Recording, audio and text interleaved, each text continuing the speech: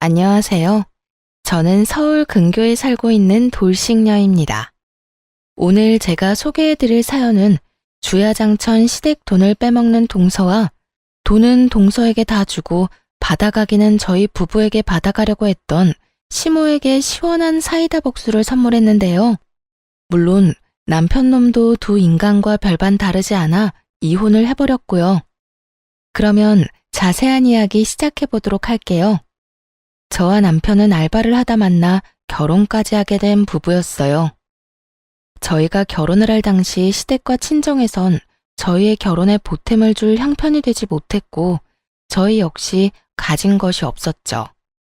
그야말로 너무나도 사랑해서 한 결혼 생활은 너무나도 고달팠어요.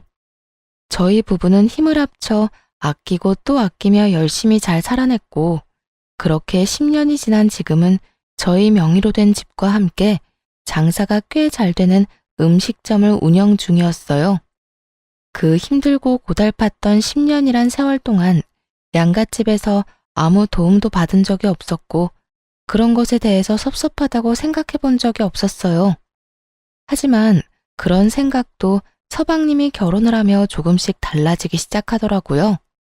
서방님과 결혼을 한 여자, 즉 동서는 치과 의사였는데 결혼 전에도 그랬지만 결혼을 하고 나니 더욱 본격적으로 시모에게 알랑방귀를 끼어대더라고요.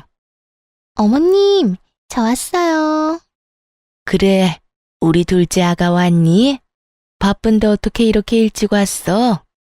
오늘 어머님 댁 모이는 날이라 진료 빨리 끝냈어요. 아참, 이거 제가 어머님 드리려고 만들어 온 반찬인데 입맛에 맞지 않으시더라도 맛있게 드셔주세요. 어머나, 그렇지 않아도 환자 때문에 바쁜 애가 언제 이런 걸 또 만들었대? 고맙다 고마워. 잘 먹으마. 누가 보아도 반찬집에서 산 반찬을 통에 담아온 것인데 시모는 큰 감동을 한 사람처럼 동서의 손까지 잡으며 고맙다고 하더라고요. 제가 이때껏 제가 반찬을 해드릴 때는 단 한 번도 고맙다는 말을 들어본 적도 없을 뿐더러 그날 역시 제가 만든 반찬으로 냉장고가 가득 차 있었는데도 불구하고 시모는 이런 대접은 처음이라는 듯 동서의 행동에 고마워하더군요. 그것을 시작으로 동서는 시모에게 온갖 방법으로 잘 보이려고 했고 그런 동서에게 푹 빠져버린 시모는 오로지 동서만을 위한 시어머니가 되어버렸죠. 시모는 동서가 어떻게 행동하든 말든 동서에게 푹 빠져 위계질서란 다 무시하고 저만을 부려먹기 일쑤였거든요. 심지어 제가 가게 일을 하다가도 불려가는 일이 생겨나기 시작했어요. 첫째야, 바쁘니? 점심 장사는 다 끝났지 않아? 네, 이제 슬슬 손님들 빠지는 시간이긴 해요. 이제 손님 빠지면 뒷정리하려고 준비하고 있어요. 왜 그러세요? 집에 좀 잠시 오거라. 네? 지금요? 그래, 지금. 지금 좀 와서 나 점심 좀 차려주려무나. 내가 아침부터 몸이 영 좋지 않아서 아직 한 끼도 제대로 못 먹었어. 아까 둘째랑도 통화했는데 내 목소리가 좋지 않다면서 조금 있다가 집에 온다고 했으니 너도 좀 와서 우리 먹을 것 좀 차려줘. 온 김에 둘째 얼굴도 보고 겸사겸사 얼마나 좋니? 겸사겸사 누구에게 좋은지 모르겠지만 시모는 무슨 일만 생기면 겸사겸사 다 좋다며 저를 시댁으로 불러댔고 저는 하는 수 없이 시댁에 가곤 했죠. 다른 것도 아니라 매번 몸이 아프다는데 안 간다고 딱 자르기도 곤란하기도 했으니까요. 다정한 시모는 아니었지만 그렇다고 해서 이런 식으로 일하는 사람을 왔다 갔다 하게 만드는 사람은 아니었는데 동서와 가까워진 시모는 저를 거의 종부리듯 부려먹기 시작하더라고요. 사실 남편은 저희가 힘든 시절에도 효자이기로는 둘째가라면 서러운 사람이었거든요. 그렇기에 이런 시모의 행동에도 아무 말이 없었고 저 역시 남편에게 말해봤자 입 아플 것이 뻔해 굳이 왈가왈부하지 않았었는데요. 하지만 이렇게 잘 참아내던 저도 폭발하고야 마는 일이 일어났어요. 그날은 시모의 생신이었어요. 급하게 수술 스케줄이 잡혔다는 동서는 상차림 준비에 쏙 빠져버리고 혼자 독박으로 생신상을 준비하고 있었어요. 동서가 시집 오기 전부터 혼자 하던 일이라 별 생각 없이 평소 하던 대로 음식을 준비하고 있었죠. 그렇게 하나둘씩 마무리하고 있었고 마지막으로 튀김을 하려는데 식용유가 뚝 떨어졌더라고요. 심부름 시킬 사람도 없고 이미 너무 지친 터라 그냥 하지 않을까 싶었지만 시무와 남편이 튀김을 워낙 좋아해 빼기가 그렇다고요. 하는 수 없이 전 식용유를 사러 잠시 나가게 되었고 식용유를 사고 집으로 돌아오는 길에 아파트 앞에 주차된 차에서 내리는 동서를 보게 되었어요. 동서는 누군가와 통화 중이었는데 그 내용이 정말 헛웃음이 나게 가관이더라고요. 나? 오늘 어머님 생신이라니까. 매년 오는 생신 뭐가 그렇게 중요하다고 이 야단법석인지 모르겠어. 형님은 꼼짝없이 지금 음식 준비하고 있을 거고 난 수술 있다고 거짓말하고 지금 왔어. 오늘 오전 진료만 있는 날인데 누가 알기나 하겠어? 하여튼 그냥 밖에서 간단하게 밥이나 먹고 헤어지면 되지. 이게 무슨 사서고생인가 몰라. 말이야 바른 말이라고. 날 낳아준 부모님도 아닌데 왜 내가 시부모님 생신상을 차려야 하는지 모르겠더라니까. 응, 그래서 거짓말 좀 했지. 우리 형님? 우리 형님은 그런 잔머리도 없어. 아마 지금쯤 혼이 빠지게 음식 준비하고 있을걸? 하여튼 난 이제 들어가 봐야겠다. 들어가면서 힘든 연기 좀 해야지 뭐. 나중에 내가 전화할게. 동서는 동네방네 소문을 다 낼 작정인지 큰 소리로 통화하며 하하호호거리고 있었고 전 그런 동서에게 다가가 어깨에 손을 올려버렸죠. 동서, 지금 이 말이 다 사실이야? 어머나, 깜짝이야. 형님, 그게 아니라요. 다 들으셨죠? 동서는 깜짝 놀라며 저를 귀신 보듯 쳐다보더라고요. 그러면서 말까지 더듬으며 어떤 변명을 해야 하나 눈알을 굴리는데 더는 들을 필요도 없어 보이더라고요. 무시하고 집으로 들어가려고 하자 동서가 다급히 붙잡기 시작하더군요. 됐어. 동서 보니까 물어볼 필요도 들을 말도 없을 것 같네. 아직 해야 할 일 많아서 나 먼저 들어가 볼게. 아니, 형님, 잠시만요. 그게, 죄송해요. 형님만 독박으로 고생시킬 생각은 아니었는데 어쩌다 보니까 이렇게 됐어요. 그러니까 제발 어머님께 이야기하지 말아주세요. 형님도 어머님 성격 잘 아시잖아요. 이 사실 알면 아마 모르긴 몰라도 저는 인간 취급도 안 해주실 거라고요. 제발요. 네? 동서는 손이 발이 되게 빌며 부탁하기 시작했고 애초에 시모에게 말할 생각도 없었던 저는 이 일을 기회로 만들면 좋을 것 같더라고요. 나도 잘 알지. 우리 어머님 보기보다 속도 엄청 좁으신데 한번 괴롭히기 시작하면 온갖 잡일은 다 시키시는 거.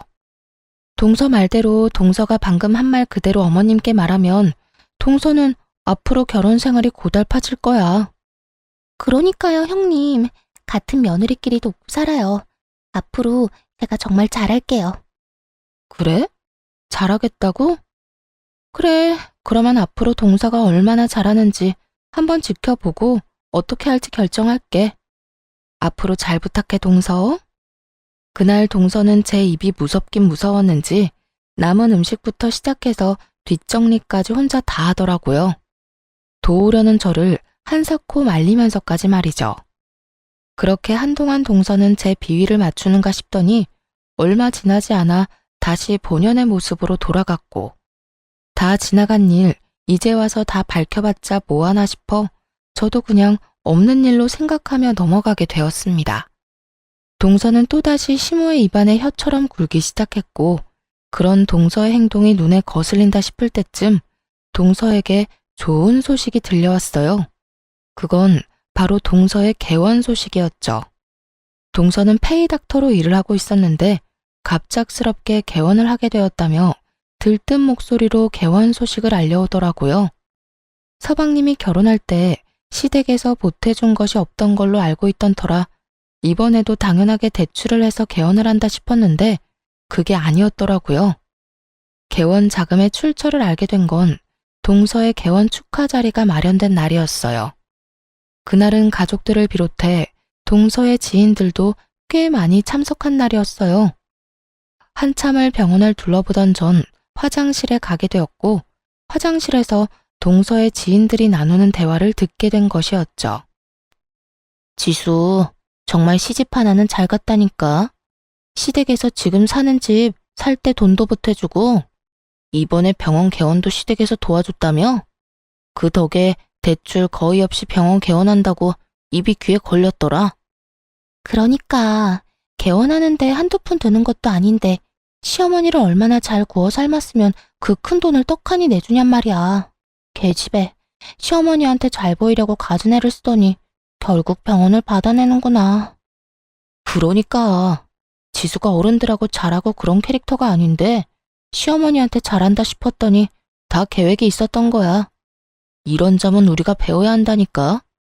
이랬든 저랬든 떡하니 병원 개원하는 것 좀 봐. 정말 기가 막히더라고요. 저희가 그렇게 힘든 세월을 견뎌낼 때도 저희에게 돈 100원 한 번 준 적 없던 시모였는데 적어도 몇 억이 되는 돈을 턱하니 내놓았다고 하니 속이 쓰릴 수밖에 없더라고요. 물론 자기 돈이니 어떻게 쓰든 그건 시모 마음이겠죠. 하지만 집안의 온갖 행사와 잡일은 장남인 남편과 맏며느리인 저한테 시킬 땐 언제고, 막상 지원은 차남인 서방님과 놀고 먹는 동서에게 다 해주고 있었다니 진심으로 섭섭하더라고요. 모든 사실을 알게 된 저는 개원 축하 자리도 잊은 채 서둘러 돌아와 버렸고, 저녁이 되어서야 집으로 돌아온 남편은 갑자기 사라진 저에게 화를 내기 시작하더군요. 당신 갑자기 사라져서 어딜 갔나 했더니 집에 와 있었어? 이게 뭐 하는 짓이야? 다들 당신 얼마나 찾았는지 알아? 찾기는 무슨. 그렇게 찾았다는 사람들이 전화 한 통이 없더라. 그나저나 당신 알고 있었어? 서방님 신혼집 구할 때도 그렇고 이번에 동선에 병원 개원할 때도 돈 줬다고 하더라. 개원은 거의 어머님 돈으로 한 거라고 하던데.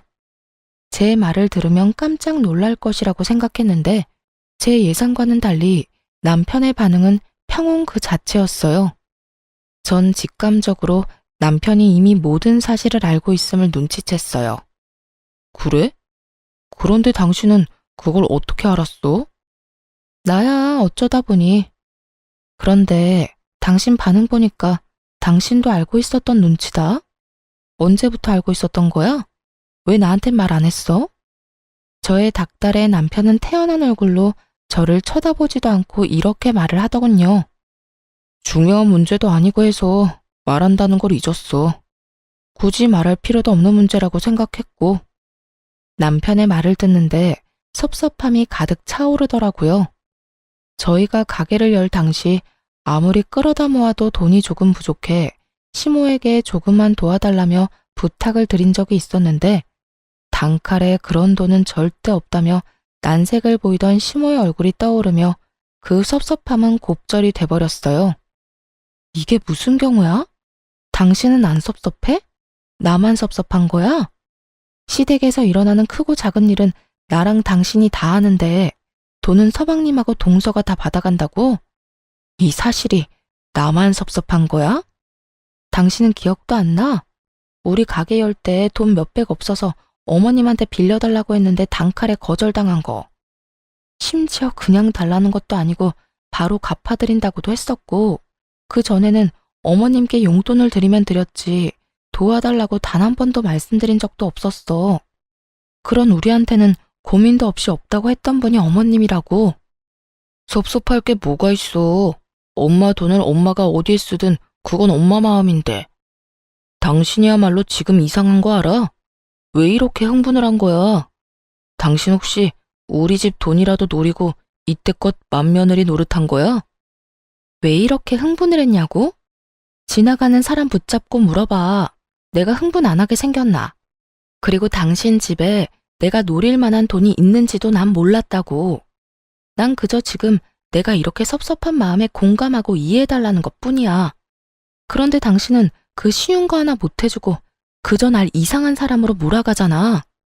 사람인지라 일은 일대로 하고 시집살이는 시집살이대로 당했는데 도움은 애먼 사람이 다 받았다고 생각하니 심사가 뒤틀리긴 하더라고요.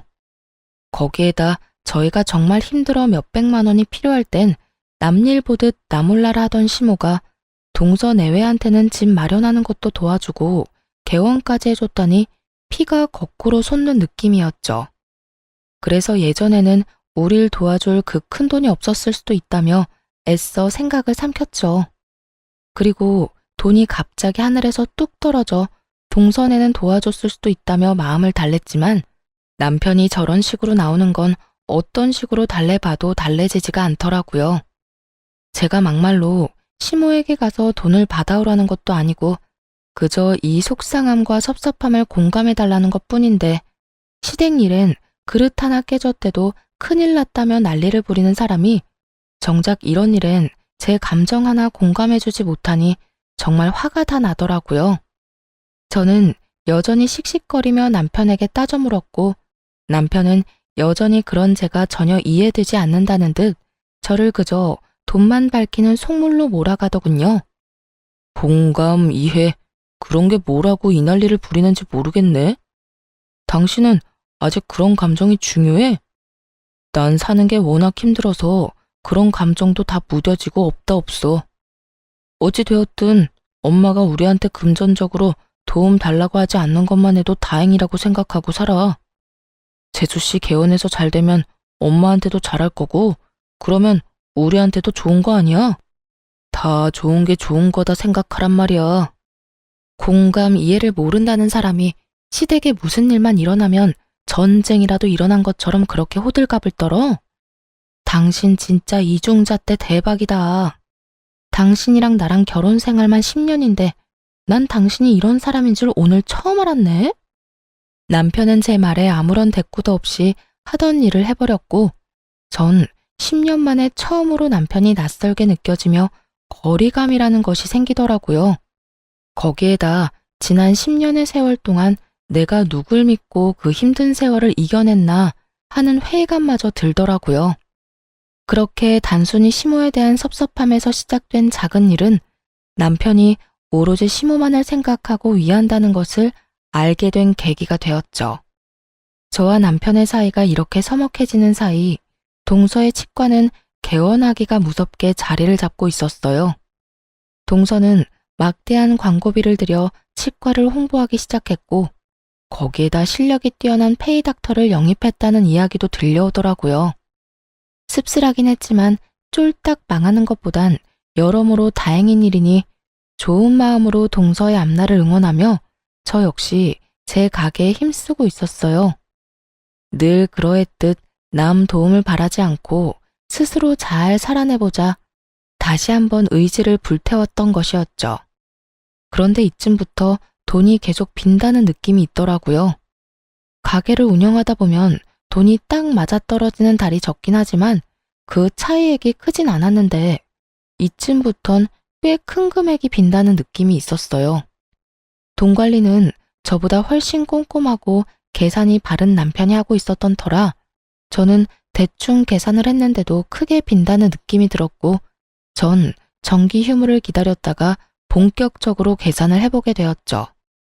아니나 다를까 제 느낌대로 몇 달째 돈이 비고 있었고 전 돈 관리를 하던 남편에게 이게 무슨 일인지 물어보았어요. 여보, 이게 뭐야? 몇 달째 왜 이 큰 금액이 비는 거야? 크게 차이나도 50만 원 넘긴 적이 몇 번 없었는데 이건 너무 많이 비는데? 당신도 알고 있었어? 생각보다 많이 비는 금액에 깜짝 놀라 남편에게 묻고 있는데 남편은 그런 저와는 상반되게 아주 태연한 모습으로 이렇게 말하더군요. 그거? 우리 집에 좀 줬어. 나도 알고 있으니까 당신은 신경 쓰지 마. 순간적으로 너무 어이가 없어 말도 나오지 않더라고요. 남편 혼자 번 돈도 아니고 함께 발바닥에 땀이 나게 노력해서 번 돈을 저에게 한마디 상의도 없이 그것도 몇 달째 주고 있다뇨. 심지어 남편의 말투로 미루어 볼 때 단발적으로 끝내는 것이 아닌 앞으로 계속 이 큰 금액을 주겠다는 말로 들리더군요. 뭐? 어머님을 드렸다고? 왜? 아니, 이유 불문하고 이런 일은 나한테 상의는 했어야지. 이렇게 큰 금액을 계속 주고 있으면서 왜 나한테 말도 안 한 거야? 어차피 줘야 할 돈 당신한테 말해봤자 이렇게 난리밖에 더 피워? 난리를 피우더라도 당연히 상의는 했어야지. 도대체 당신한테 나는 뭐야? 그저 열심히 일해주는 식당 아줌마야?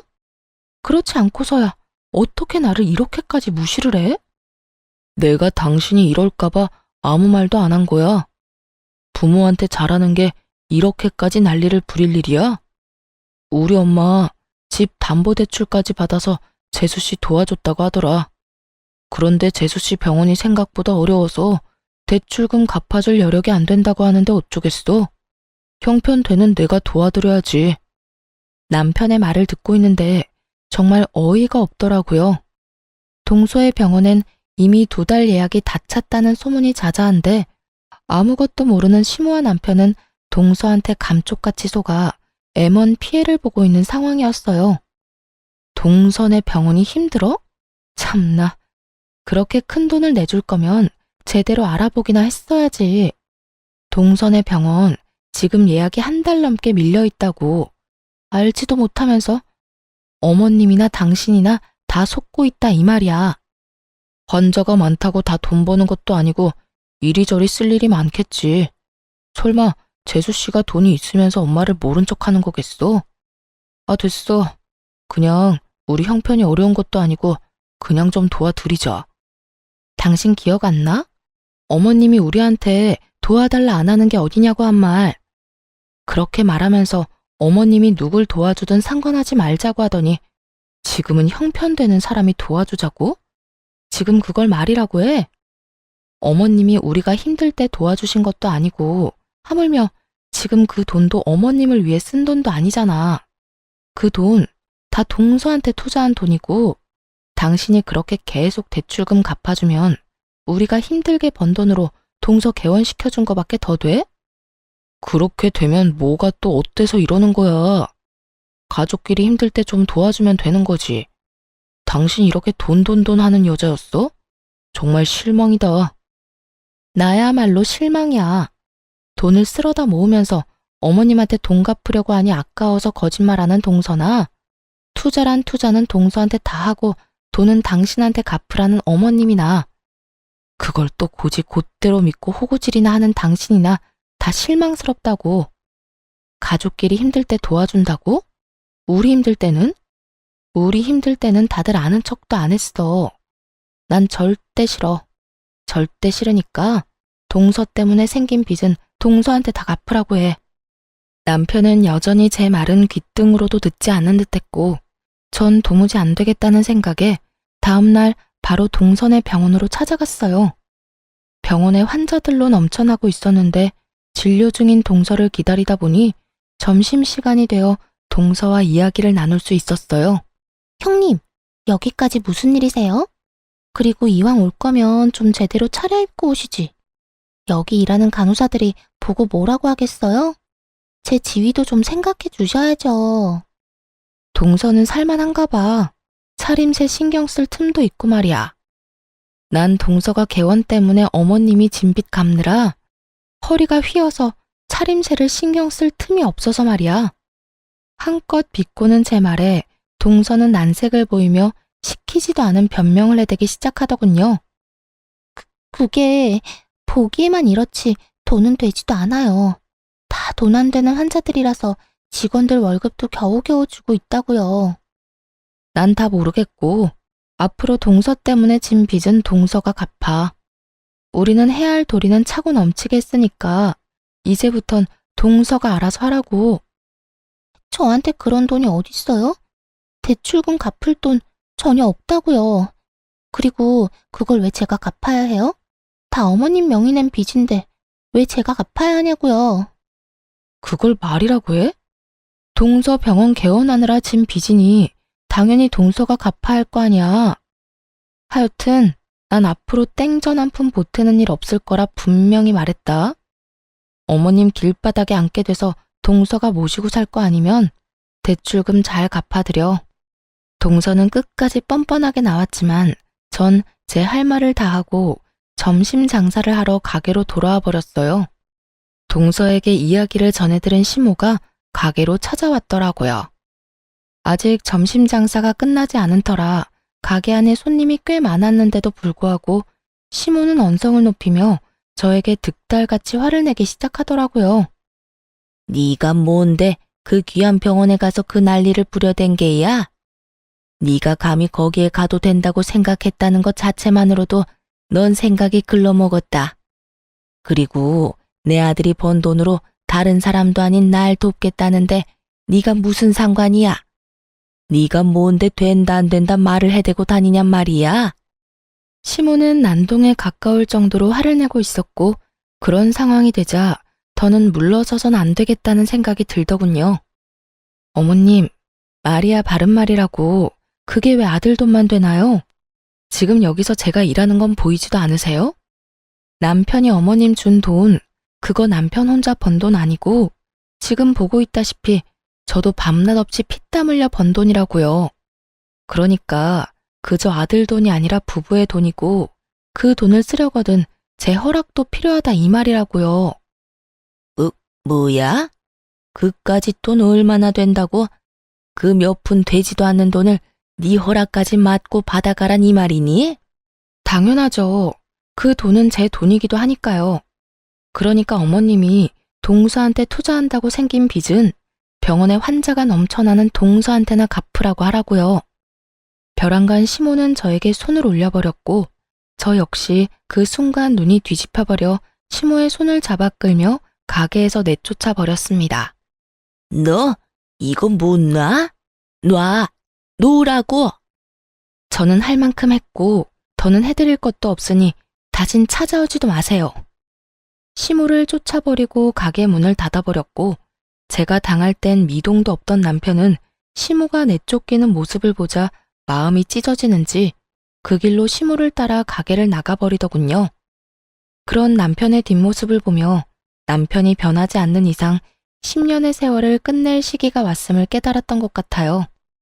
남편은 여전히 사랑했지만 전 더는 밑빠진 독에 물붓기를 하며 살고 싶지 않았고 무엇보다 고마움조차도 모르는 저런 인간들에게 제가 뼈 빠져라 번 돈을 낭비하고 싶지도 않았기 때문이었죠. 남편은 장사가 끝날 때까지 돌아오지 않았고 저 혼자 가게 마감을 하고 집으로 돌아가니 혼자서 술을 마시고 있더군요. 전 그런 남편을 똑바로 쳐다보며 단호하게 말을 꺼냈어요. 확실하게 짚고 넘어가야 할 문제가 있어. 당신 지금처럼 계속 어머님 빚 갚아줄 거야? 내가 반대한다고 해도? 제 말에 남편은 고개를 잠시 들어 힐끗 보고는 이내 술잔을 기울이며 당연하다는 듯 말을 하더라고요. 그러면 어떡해. 나 아니면 우리 엄마 길거리에 나앉게 생겼는데. 당신이 반대해도 나는 도울 거야. 그나마 있던 신랄 같은 기대도 사라지고 전 확고해진 제 마음을 전달하기로 했어요. 그래? 그러면 알겠어. 당신이 당신 부모 돕겠다는 걸 내가 말릴 수는 없고 그냥 나랑 이혼을 해. 그리고 당신 집 마음껏 도우면서 살아. 뭐? 당신 지금 이혼이라고 그랬어? 우리가 여유가 없는 것도 아니고 이제 우리도 먹고 살만 하잖아. 그런 우리가 엄마 좀 돕는 게 이혼할 사유가 돼?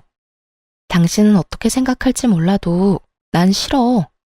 어머님이 정말 순수하게 생활고에 시달린다고 하면 나 도울 수 있어. 그냥 돕는 것도 아니고 최선을 다해서 할 수 있는 방법은 다 동원해서 어머님 도와드릴 수 있다고. 그런데 지금 상황은 그런 상황이 아니잖아. 돈을 갚아야 할 사람은 따로 있고 그 사람도 충분히 능력이 되는데 왜 우리가 그 돈을 갚아야 하냐 이거야. 당신 이렇게까지 속물이었어? 어떻게 돈 때문에 10년을 같이 산 나한테 감히 이혼하자는 말까지 할 수가 있어? 내가 단지 돈 때문에 이러는 것 같아? 처음엔 돈이었지. 그런데 난 지금 당신한테도 실망이 커. 솔직히 말하면 시댁 일이라면 물불 가리지 않는 당신 보면서 오만 정이 떨어지려고 한다고. 그러니까 그냥 이혼해. 난 더는 이 결혼에 미련 없어.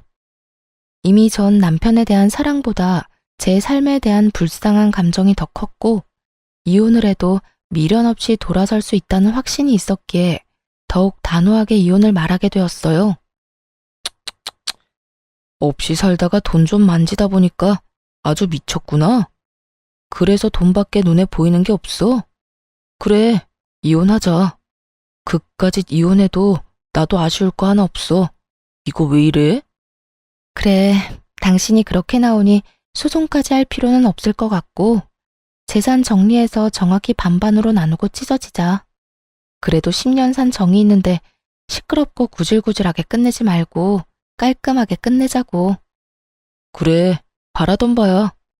10년의 세월이 무색하리만큼 저와 남편은 이렇게 간단하게 이혼을 하게 되었고 가게를 비롯해 모든 재산은 정리해 정확히 반반으로 나누고 저흰 각자의 길을 가게 되었습니다. 이혼을 할 당시 전 남편은 저에게 본인이 전 시댁의 식구들한테 말할 테니 한동안은 아무 말도 말아달라는 마지막 부탁을 하더라고요. 전 굳이 그 사람들과 말을 섞고 싶지 않아 알겠다고 말했죠. 그렇게 모든 정리를 하고 새 출발을 시작했죠. 마음이 아프지 않았다고 하면 거짓말일 테고 마음이 아프기도 했고 제 예상보다 많이 미련이 남은 것도 사실이었어요. 하지만 미련 때문에 전 남편과 계속 부부관계를 유지하기엔 다른 사람 좋은 일만 시킬 앞날이 뻔했고 무엇보다 시댁을 향한 전 남편의 무조건적인 태도에 질릴 대로 질렸거든요. 마음 굳건히 먹고 제 앞날만을 보며 살기 시작했어요. 이혼을 하고 난 후 저는 다른 동네에서 새 가게를 차리게 되었고 레시피는 제 머릿속에 다 있었던 터라 점점 파리만 날린다는 전 남편의 가게와는 달리 제 가게는 소문에 소문을 타고 점점 더 장사가 잘 되어가고 있었죠. 점점 가게가 바빠지자 혼자로선 감당이 안 되었고 다른 사람을 믿을 수가 없어 남동생까지 불러 홀을 맡기고 전 주방 일을 보곤 했어요. 그렇게 전 이혼에 대한 아픔을 이겨내고 다시 새 출발을 잘 하고 있었습니다. 그러던 어느 날 한 손에 짐을 든 전 시모와 함께 동서까지 가게로 찾아온 것이 아니겠어요? 이혼한 지가 언젠데 왜 찾아왔나 싶어 쳐다보고 있으니 동서가 한숨을 푹 내쉬며 입을 열더군요. 아, 어머님 집 결국 경매로 넘어가게 됐어요. 장사가 이렇게 잘 되는데 무슨 돈이 없다고 그리도 오는 소리를 해대신 건지. 어쨌든 형님네가 대출금 안 갚아줘서 이렇게 된 거니까 형님이 책임지세요. 보아하니 돈방석에 앉으신 것 같으니 형님이 어머님 모시고 사시든지 아니면 집을 마련해 주시든지 알아서 하라고요. 뭐라고? 그게 무슨 말이야? 왜 내가 나랑 상관도 없는 사람을 모셔야 해? 이 집 효자 장남은 어쩌고 나한테 왔냐고. 형님, 말 진짜 이상하게 하네요. 아주버님이 맡고 계신 1호점은 망하기 직전이고 형님이 맡고 있는 2호점은 초대박이 났으니 당연히 이리로 어머님을 모시고 왔죠. 파리만 날리는 가게에 가서 어머님 모시란 말을 어떻게 해요? 어찌되었든 형님이 맏며느리니까 알아서 하세요. 난 그럴 생각 없으니까 당장 다시 데리고 가. 아, 나도 모른다고요. 우리 먹고 살기도 힘들어 죽겠는데 내가 왜 어머님까지 모시고 살아요? 내가 맏며느리도 아니고 형님이 계시는데. 들어보니 전 남편은 그때까지도 이혼 사실을 숨기고 있는 듯 하더라고요. 가게 1호점은 전 남편이 2호점은 제가 맡아서 하고 있다는 말도 안 되는 거짓말을 하고 있었고 전 남편의 가게가 망해가자 전 시모에게 도움을 주지 못하게 되었고 그렇게 빚 독촉에 시달리던 전 시모는 결국 경매로 집까지 넘어가게 된 것이었어요. 동서의 손에 들린 명품 가방만 보아하니 치과는 계속 잘 되는 듯한데 집까지 경매로 넘어갔다고 하는 걸 보니 동서는 시모를 도울 생각은커녕 모실 생각조차 없어 보이더군요. 즉 금전적인 도움만 받고 더 줄 것 없는 시모를 저에게 버리겠다는 거죠. 귀찮은 짐짝 떠넘기듯 저에게 데려가라고 하는데 이게 진짜 인간이 맞나 싶더군요. 심지어 제가 대답도 하기 전에 먼저 가게를 박차고 나가버렸어요. 전 그 즉시 시모를 데리고 치과로 향했고 그곳에서 제가 당한 그대로 난동을 피워버렸어요. 동서는 붉어진 얼굴로 득달같이 따지기 시작하더군요. 이게 뭐 하는 짓이에요? 여기 병원이라고요. 당장 나가지 못해요? 왜?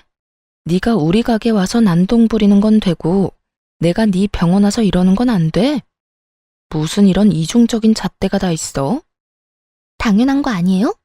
병원이랑 식당이랑 같은 줄 알아요. 당장 나가라고요. 그리고 어머님은 또 왜 모시고 온 거예요? 당장 어머님 데리고 나가라고요. 그 순간 두 며느리한테 버림받았단 사실 때문에 고달픈 시모가 그 자리에서 주저앉아 땅을 치며 울기 시작하더군요. 자신의 신세를 한탄하면서 말이죠.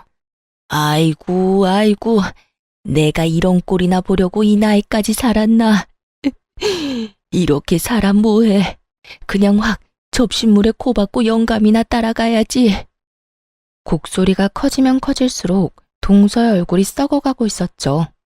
저는 손에 든 짐을 던져주며 말했죠. 수억 들인 이 병원이나 나한테 전부인 내 가게나 소중하긴 매한가지야. 그리고 너한테나 어머님이지 나한테는 아무것도 아니거든? 그게 무슨 말이에요? 나 이혼한 지 1년이 넘었어. 그런데 왜 내가 맏며느리고 왜 내가 이 아줌마를 모셔야 해? 이제 며느리는 너 하나뿐이고 보아하니 환자도 여전히 많아 돈방석은 네가 앉았을 것 같은데 네가 모셔. 제 말에 전 시모와 동서는 너무 놀라 입도 다물지 못한 채 가만히 있었고 전 병원 가득 앉아있는 환자들을 향해 이렇게 외쳐줬어요. 이 병원도 애초에 여기 있는 네 시어머니 돈으로 개원해놓고 이렇게 환자도 많으면서 돈 없다고 빡빡 우겨대면서 대출금을 안 갚아줘서 집까지 날려먹게 만든 게 말이나 된다고 생각해? 그렇지 않나요, 여러분? 세상에 이렇게 파렴치한 사람이 허울 좋은 치과 의사라고 하니 저도 참 기가 다 차네요. 제 말에 순서를 기다리던 환자들이 일제히 수근거리기 시작했고 동연배의 어르신들은 동서에게 손가락질까지 하며 욕을 하시더군요. 실시간으로 일그러진 얼굴이 참 볼만하더라고요. 당장 그만하고 나가? 조용하고 그냥 나가라고. 그렇지 않아도 가려고 했어. 이거 왜 이래? 나도 바쁜 몸이라고. 내가 혹시나 해서 미리 경고하는데 다시 한번 내 가게로 찾아와서 그런 말도 안 되는 짓거리 또 하면 그땐 나 경찰 부를 거니까 그런 줄 알아. 농담 아니고 진담이니까 잘 새겨 들으라고. 찾아오라고 해도 안 갈 테니 제발 이제 좀 가라고요. 제발 이렇게 부탁할게요. 이거 놔. 간다고 했잖아. 어쨌든 네 어머님은 네가 알아서 하고 앞으로 살면서 마주치지도 말자. 내 말 잘 기억하고 네가 한 말을 지켜. 알겠어? 그렇게 전 가게로 돌아와 버렸고 이젠 정말 끝일 거라 생각했는데 이번엔 다름 아닌 전 남편에게서 연락이 왔더라고요. 여보, 잘 지내? 여보는 무슨? 우리 이혼한 사이인 거 잊었어? 무슨 일로 전화를 다 했어? 그게 당신도 들었나 모르겠는데 내 동생도 결국 이혼했어. 알고 보니 당신 말대로 재수씨가 아주 못쓸 인간이었더라고. 돈은 돈대로 벌고 있으면서 엄마한테 돈 갚기가 싫어서 없는 척하면서 우리 엄마 집까지 경매로 넘어가게 했던 거였어. 그것도 모자라서 당신한테 찾아가기까지 했다면서. 내가 그 이야기 듣고 당신 몫까지 그 여자한테 뭐라고 했어. 물론 내 동생도 한 소리 했고 말이야. 도저히 그런 여자랑 살 수 없다면서 이혼도 했고 병원 개원할 때 도와준 돈도 재판까지 해서 다 받아내게 됐어. 잘 됐지? 묻지도 않은 말을 한참을 떠들어대던 전 남편은 제가 별다른 반응이 없자 하소연을 하기 시작하더라고요. 자랑이나 하려고 전화했어? 아니, 그런 건 아니고. 사실 나 요즘 많이 힘들어. 가게도 내 마음처럼 돌아가지도 않고 집에 가도 마음 터놓고 이야기 나눌 수 있는 사람도 없고 말이야. 가게에 파리만 날려서 마음이 힘든 것보다 외롭고 공허한 마음에서 오는 심적인 스트레스가 너무 심한 것 같아. 정말 눈물 없인 들을 수 없는 하소연이더군요. 그러게 있을 때 잘하지. 왜 이제 와서 이런 우는 소리를 해대나 이해가 되지 않았어요. 그래서 하고 싶은 말이 뭔데? 당신답지 않게 빙빙 돌리지 말고 용건이나 빨리 하고 전화 끊어. 그게 그래서 하는 말인데 우리 다시 합치면 안 될까? 나 아무래도 당신 없이 사는 건 너무 힘들 것 같아. 당신이 있었기에 이 정도로 살았던 건데 그걸 너무 늦게야 깨달았어. 난 당신이 뒤에서 밀어주고 앞에서 끌어줘야 하는 사람인데 당신이 그렇게 가버리고 나니까 나란 인간은 아무것도 할 수가 없더라. 내가 그땐 정말 미안했어. 당신이 틀린 말 하는 사람도 아닌데 내가 너무 감정적으로 당신을 대했던 것 같아. 만약 당신이 한 번만 더 기회를 준다면 남은 삶은 당신만을 위해서 살게, 응? 기어코 전 남편의 입에선 재결합 이야기가 나오고 있었고 대충 예상을 했던 전 놀랍지도 않더군요. 그저 이렇게까지 뻔뻔한 인간이었단 사실이 조금 놀라울 뿐이었죠. 당신이 후회한다고 돌아오라고 하면 내가 10년 세월을 생각해서 다시 돌아갈 거라고 생각했어? 난 당신한테 이혼하자고 하는 순간부터 내 인생에서 당신을 지웠어. 내가 만약 당신한테 조금이라도 미련이 있었다면 동서가 당신 엄마 데리고 우리 가게로 왔을 때 그런 식으로 당신 엄마를 동서 병원에 다시 데려다 놨을까? 당신은 그때도 날 몰랐지만 여전히 날 잘 모른다. 이런 남자인 줄도 모르고 10년 세월을 그 갖은 고생이란 고생은 다 하고 산 내가 바보 멍청인 거지.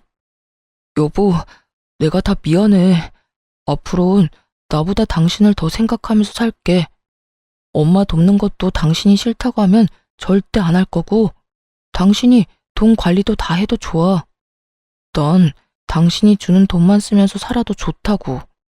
그러니까 제발 나 좀 받아줘. 잘 들어. 난 당신 같은 인간이랑 다시 부부로 살고 싶은 생각이 전혀 없어. 재결합할 생각은 전혀 없다. 이 말이야. 그러니까 재결합하자는 그딴 개소리는 제발 꺼내지도 마.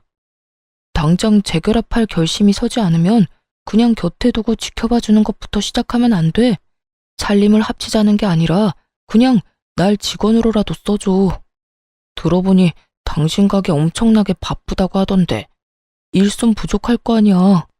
그렇게 곁에 두고 지켜보면 내가 많이 변했다는 걸 당신도 알 수 있을 거야. 도대체 내 말을 어디로 듣고 있는 거야? 글쎄, 난 당신 같은 인간이랑 뭘 더 하고 싶지 않다니까. 그 말에는 당신이랑 재결합하기 싫다는 건 물론이고 당신 얼굴은 보고 싶지도 않다는 말도 포함되어 있어. 난 당신이 이렇게까지 사연팔이를 하는 이 순간에도 당신한테 일말의 감정도 느껴지지 않고 동정심조차 생기지 않아. 그러니까 나한테 이렇게 구질구질하게 굴지 말고 당신 살 길은 당신이 알아서 찾아. 우리가 이혼했다는 사실을 잊지 말란 말이야. 그리고 마지막으로 하는 부탁인데 나한테 2번 다신 연락하지 마. 알겠어? 여보. 다급하게 저를 불러댔지만 전 그대로 전화를 끊어버렸고 그 다음날 바로 번호를 바꿔버렸어요. 그 후 들리는 소문엔 이혼한 동서는 환자 많은 병원만 믿고 대출을 내서 전 시모에게 돈을 돌려줬는데 계획대로 된 일은 하나도 없었다고 하더군요.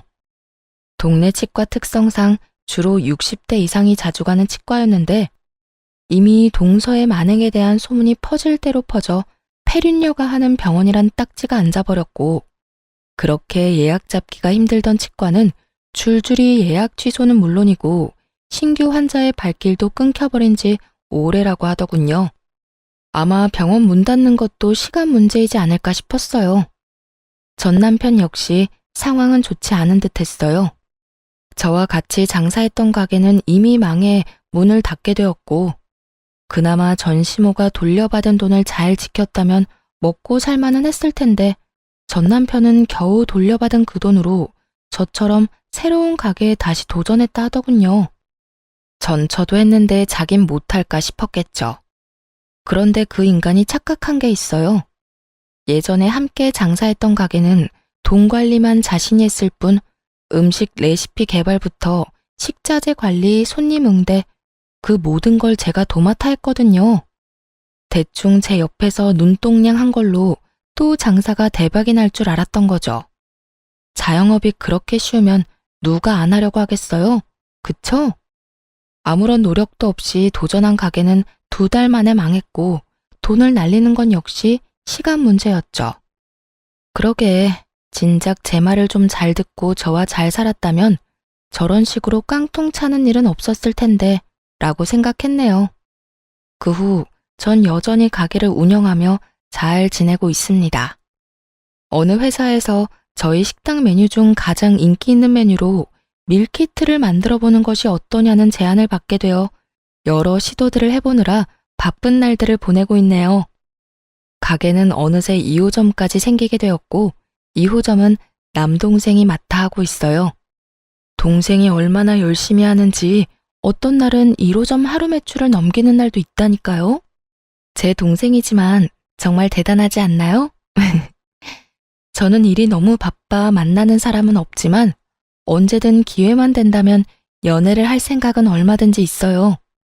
이혼을 후회한 적도 분명히 있긴 했지만 지금은 제 생활과 제 삶이 너무나도 만족스러워 행복한 나날들을 지내고 있답니다. 이렇게 저의 긴 사연도 끝이 났네요. 긴 사연 끝까지 함께 해주신 모든 분 감사합니다. 모두 행복하세요.